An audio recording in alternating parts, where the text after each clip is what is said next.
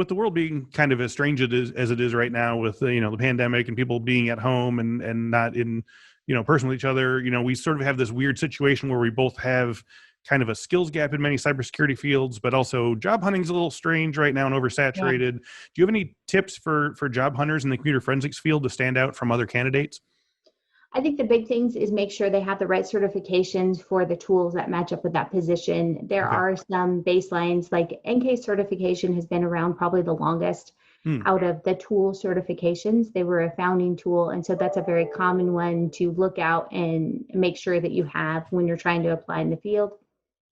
Then as you find, hey, this is the area I want to specialize in. So I like smartphones. Obviously, I do a lot of work in that area. I like IoT. So make sure I'm finding and following a certification path that leads to those tools in that area. And I think what happens is people try to consume that entire space and it just doesn't work. Own your specialty and it's going to go well. And then everyone will hate this. Be a good writer. Yeah. Oh, it is my biggest pet peeve. We actually give a writing test.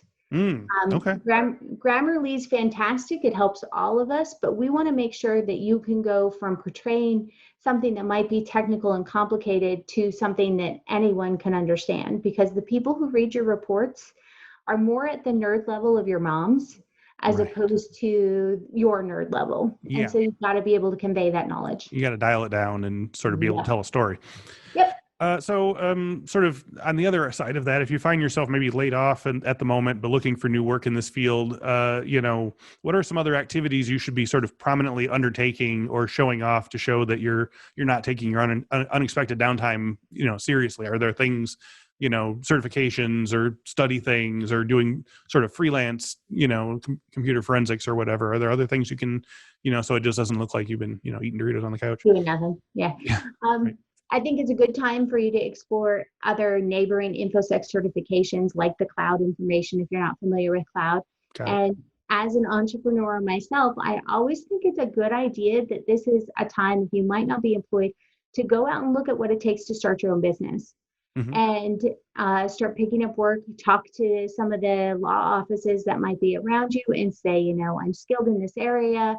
Talk to the tool manufacturers. We do special discounts for people who are just doing business startups to say, hey, let's suspend the billing over a couple months. Let's help you get your feet under your ground, so you can have an opportunity to start your own firm.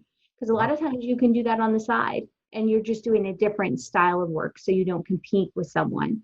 Partner up with some of the private investigators that maybe don't want to do computer forensics and become their nerd. Who doesn't want to go to nerd? Everyone. Yeah, right? Absolutely. People need it.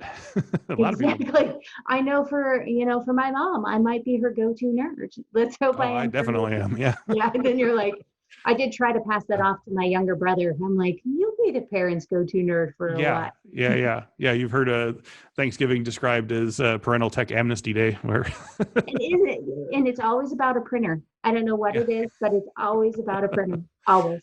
New episodes of Cyberwork are available every Monday at 1 p.m. Central. And don't forget to claim your free month of Infosec skills. Sign up using the code CYBERWORK and you'll get unlimited access to hundreds of courses, hands-on labs, certification practice exams, skills assessments, and more. Use code CYBERWORK for Infosec skills.